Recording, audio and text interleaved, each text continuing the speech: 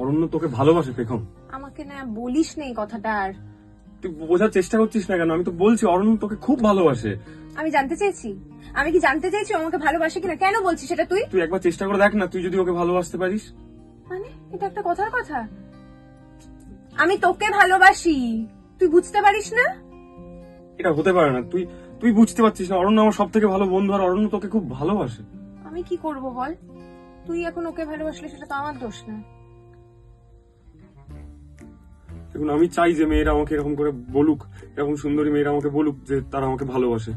অন্তত একজন বলুক, ও তো বলছে, কিন্তু আমি বিশ্বাস করতে পারছি না। বাস্তব জীবনে এরকম হয় না তো। আচ্ছা, আপনারা শুনবেন প্রেম পক্ষ, মির্চি বাংলার অরিজিনাল গল্প। বাকিটা বলো, আমার কেমন কথা হয়ে যাচ্ছে। হ্যাঁ, তো মানে প্রেম পক্ষ আসছে, এই যে বাপন পেখম সবাই প্রেমে আছে এবং তার সাথে পুজো। দারুণ লাগবে, সবাই শুনুন এবং শুনে প্লিজ আমাদের জানান কেমন লাগলো। অরণ্য কিন্তু ওকে ভালোবাসে। আমি কিন্তু ওকেই ভালোবাসি।